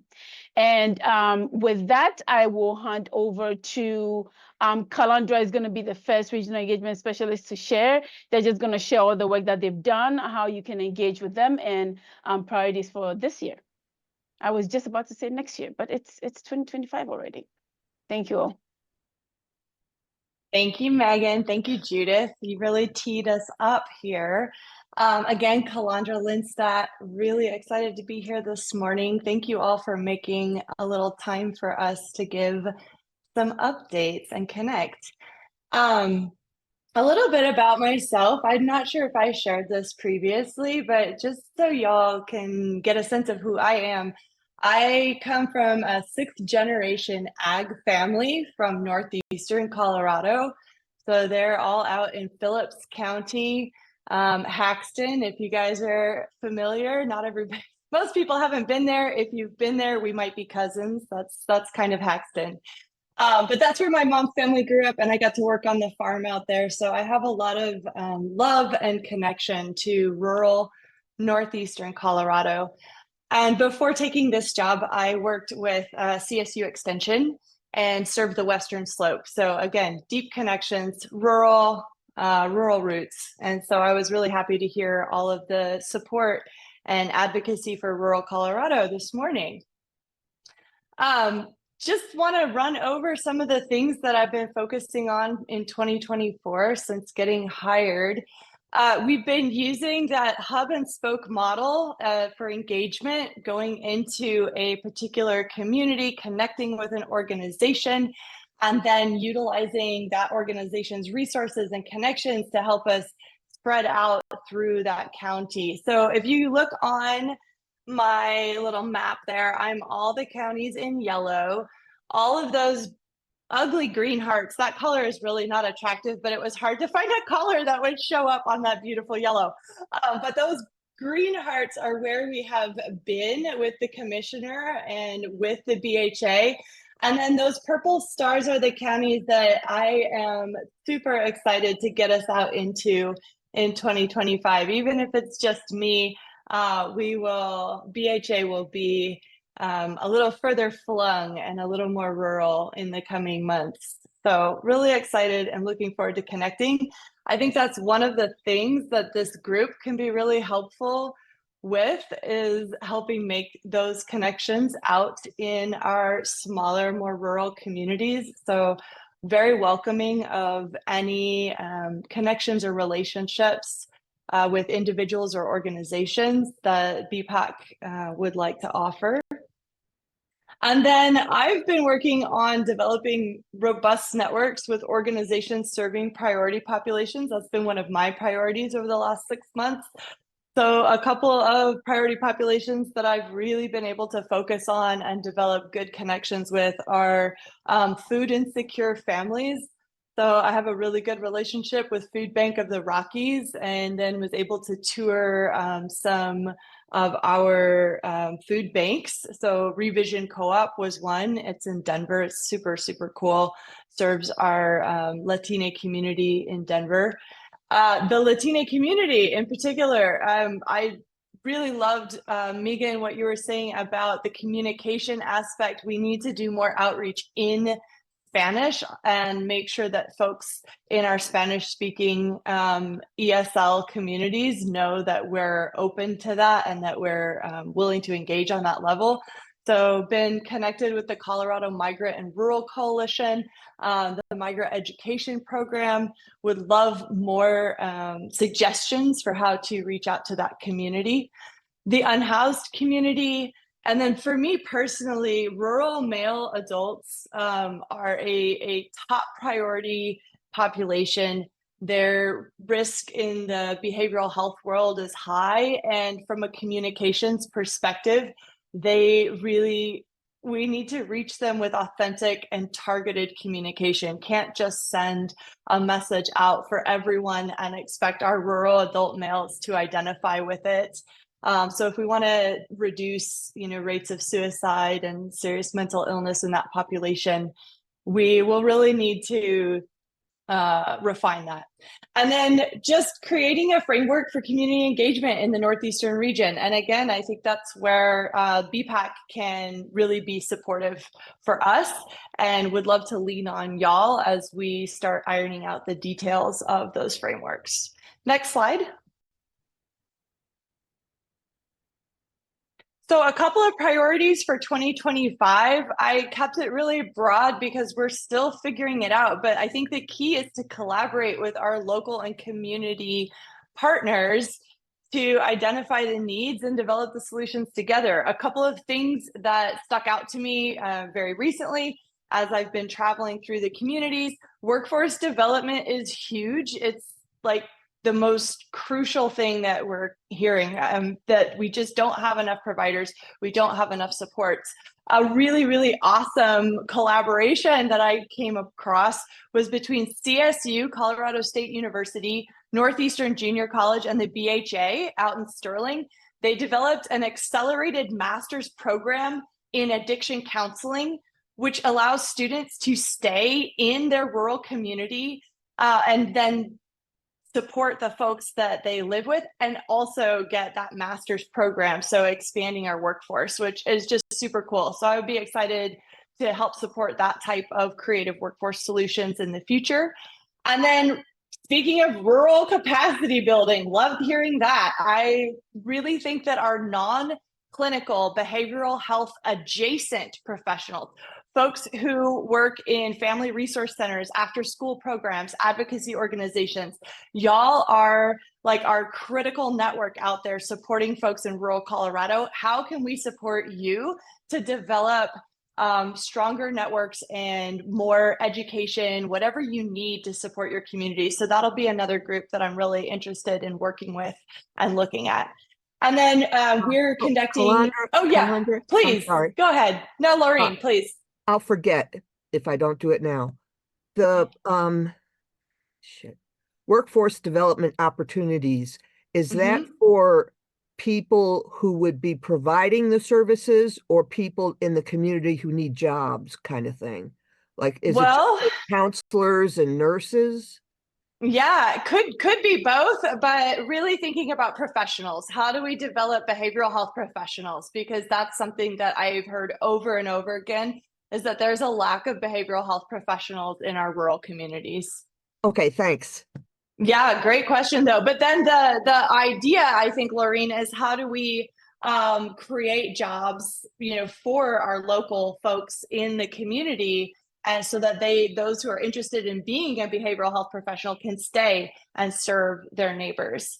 And then, the last bullet point here is supporting the health management associates. They're consulting with us to complete community needs assessments in my region.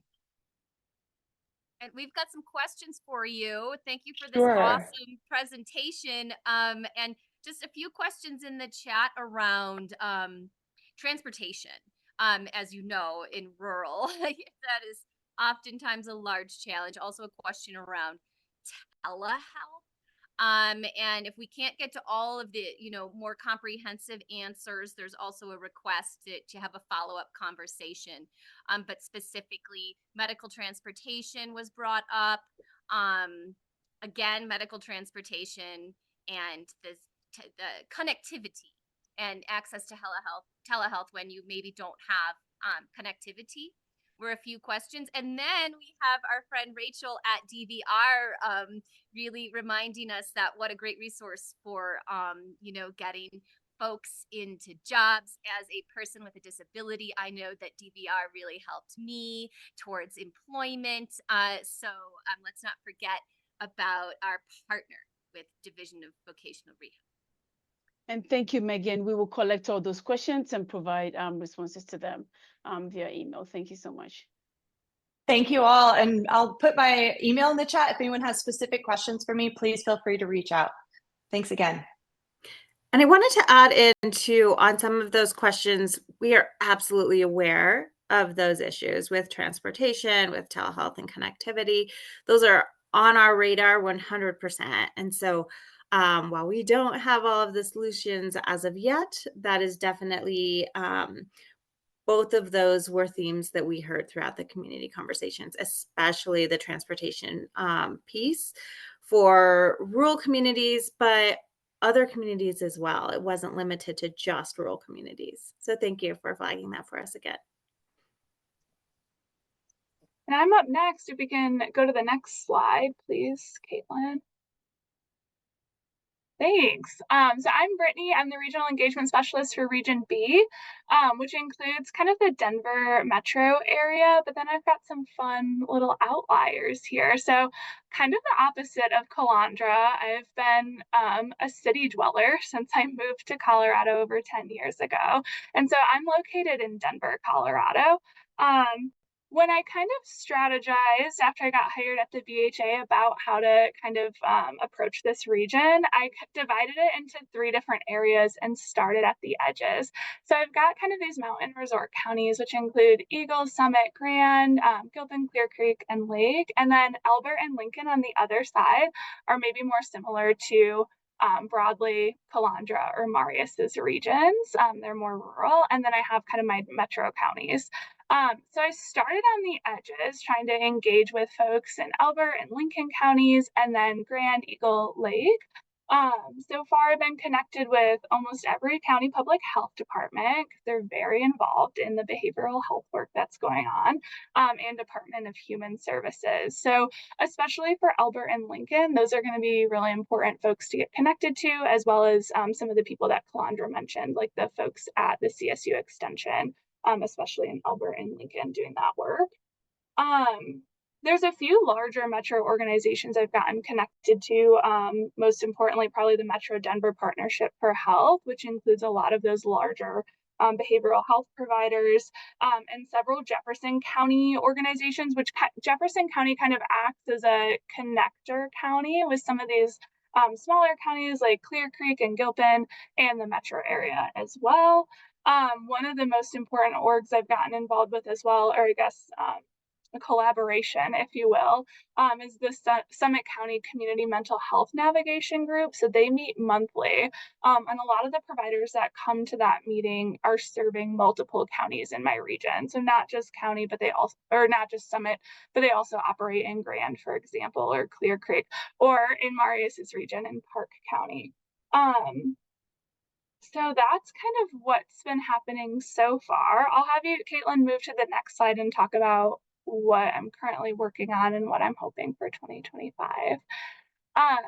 So one of my goals for 2025 is to focus on getting more connected with larger Metro Denver organizations to engage with some of our priority populations. So Calandra mentioned them. Our regions obviously have significant overlap with those priority populations. In the Denver metro area, probably one of the largest ones is our unhoused population, right? So getting connected with Colorado Coalition for the Homeless, other smaller nonprofits doing work with those folks. I think Megan put in the chat a group that's doing SDOH work kind of across regions, or the social determinants of health. Sorry, I shouldn't use that acronym. But I think what we know is that there's a lot of organizations who are reaching people through addressing those basic needs issues. And therefore, they're also kind of doing that behavioral health work, right? We know that people don't necessarily prioritize their behavioral health needs if they don't know where they're living, don't know what they're going to eat for dinner, things like that. So that second bullet, connecting with smaller nonprofit orgs in the Metro Denver area, is something I'm going to focus on for 2025. You'll also notice when looking at our regions, Calandra and I have significant overlap. So for example, Aurora is a huge city in my region. And Aurora sits in both Adams County and Arapahoe County. I have Arapahoe, but Calandra has Adams. And so we're going to be really working together to ensure we're hitting every behavioral health provider in these kind of crossover regions. For example, also Calandra has Broomfield and Boulder counties, which to me kind of feel like Metro Denver area. And so we're going to be partnering a lot in 2025. And then the other part is something Calandra also mentioned, is working with HMA to complete these community needs assessments within Region B. So we've already kind of started individually working on our regional frameworks, and we are going to be continuing those to just learn more about the counties and to really focus our energy when there are already assessments that have been done, most specifically by like public health in each of those counties. So that's been really helpful in getting to know our regions. And I know I'm probably a little shorter than Calandra, but I'm gonna pass it over to who's next? Marius, is it you who's next? Great. And I think we'll take questions at the end. Thanks. Hi, everybody. I'm Marius. I'm your Southeast Regional Community Engagement Specialist, and I'm really excited to be sharing with you today because I've been really busy the last few months, and I'm looking forward to some upcoming trips all around the Southeast, continuing that movement around. Obviously, I wasn't hired for my graphic design skills, so excuse my graphic here, but I think it's really important to see how I'm approaching the Southeast region. I have 22 of our 64 Colorado counties, very rural and frontier areas. So I've divided the Southeast region into 6 subregions. For each of these subregions, I'm looking at data and needs for communities that are specific to the area, not only by county, but by subregion, identifying groups and organizations and individuals in each county and in different arenas for the region, and then connecting with area leaders in health. I started in our really rural and frontier areas. I find, as a person who's lived rurally almost my entire life, that oftentimes services and outreach start in urban centers and then trickle out. But as those of us who've lived outside of city centers know, it oftentimes becomes watered down or exhausted by the time it gets out into these frontier areas. And so my approach has been to start in the most remote areas and work my way inward, and starting with the communities with the most need and least resources. I've started with programs and strategies that'll be effective and responsive to the needs in counties off of the Front Range. In addition to that, I have really put Pueblo as a priority in the Southeast. Oftentimes, Pueblo is a focal point of community need for a huge part of the South and Southeast. People are diverted to Pueblo when smaller communities can't provide services, and Pueblo is the hub for a lot of the Southeast, but is in some areas is severely under-resourced compared to other I-25 corridor metro areas.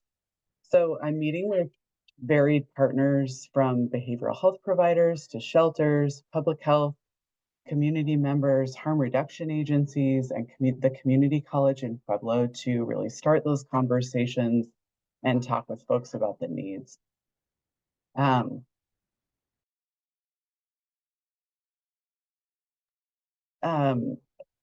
partnering with existing groups in the area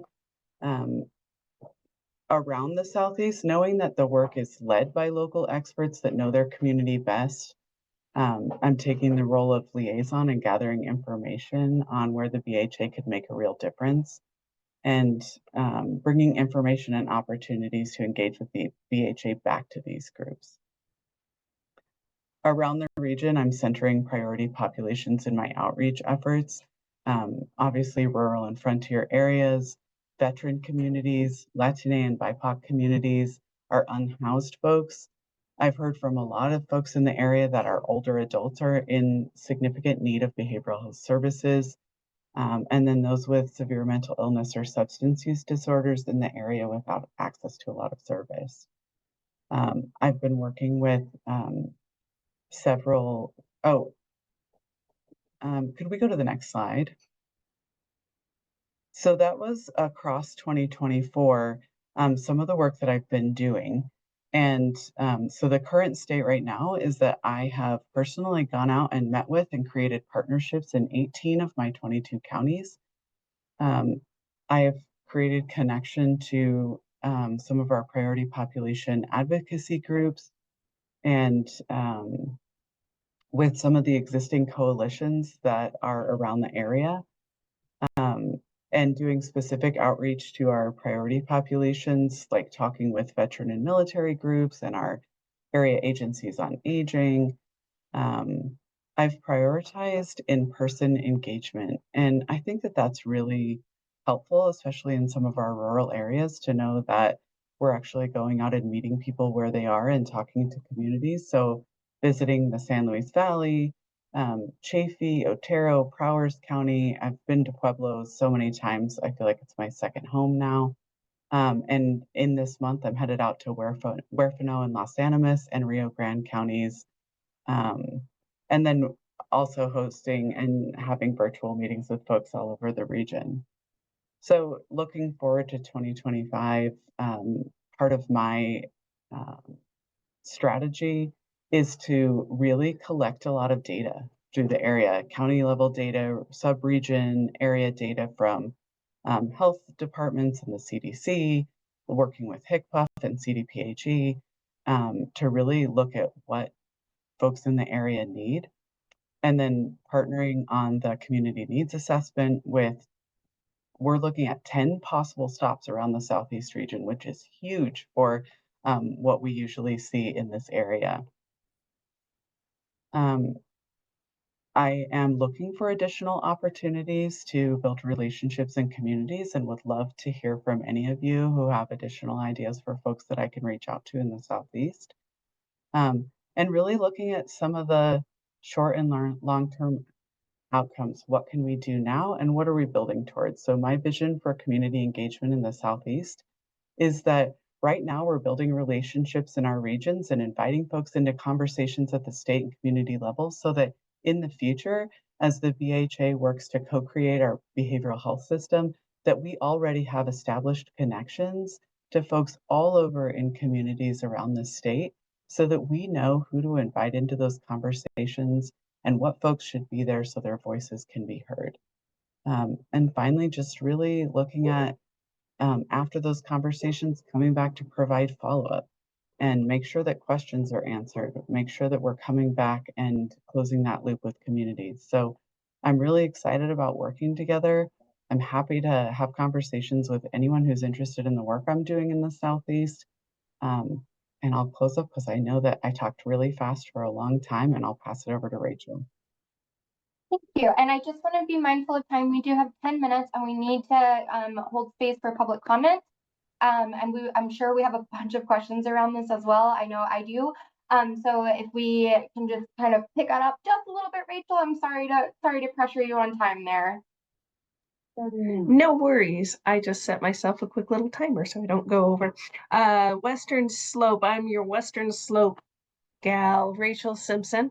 I want to give you a very brief overview of what I've been doing and where I'm going next. So for the last 6 months, well, since we started, almost 6 months now, it's really been a meet and greet phase for me. I've been traveling all over my region, Western Slope, 17 counties there.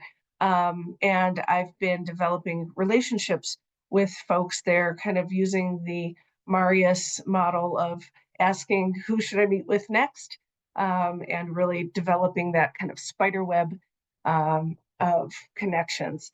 As a brief example of some of the stuff that I've been doing and the groups I've been meeting with, for example, next week I will be over at the distribution center with the mutual aid partners. I'll be over at the Mesa County Courthouse for the Mesa Perinatal COC advisory meeting.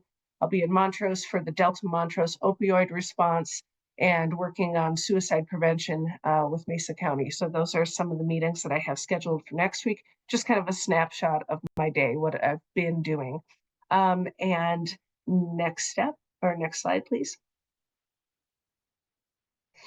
And coming up in 2025, what I want to do is take that data, all of those connections that I've been making with people over the past several months, and put it together to see where I have gaps, either geographically. If there's a county that I don't have representation in, I want to make sure to develop some contacts there, in counties that may be kind of overrepresented, Grand Junction being the biggest town in the area. We kind of tend to dominate some of the organizations. Whoop, there's my timer. Alexa, stop. So I'll wrap it up.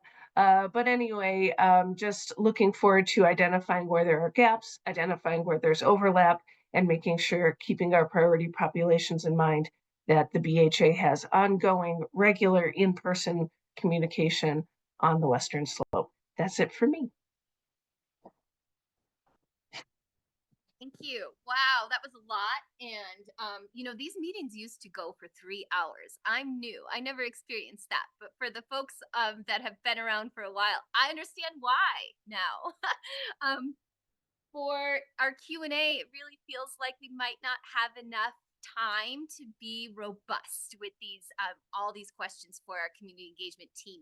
And I wonder if maybe we need to have an additional time to dialogue with you. In the meantime, I hope y'all would put all your emails in the chat, and make yourselves available to not just the voting members on this meeting, but also to all the community members who have joined, our state partners.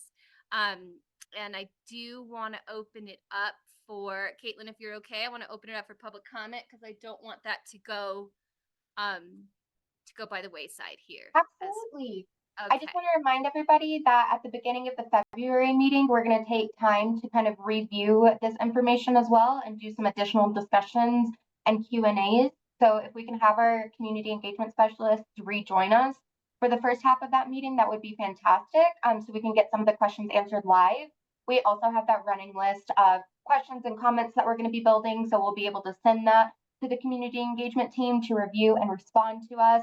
And then I believe we have them coming back. I don't have the annual calendar pulled up, but we do have them coming back in a couple of months to provide us updates on what has been happening in their community, the data that they're collecting, and things like that. So we'll also have some additional time to ask some more follow-up questions then as well. So we're definitely having more conversations with them in the future. This was not the only one. Just wanted to point that out. So. But yes, I think that's perfect for some public comment at this time then.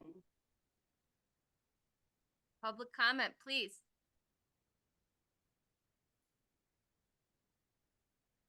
And if you can't raise your Yeah, I have this is Savannah. I'm sorry, I have a really bad cold.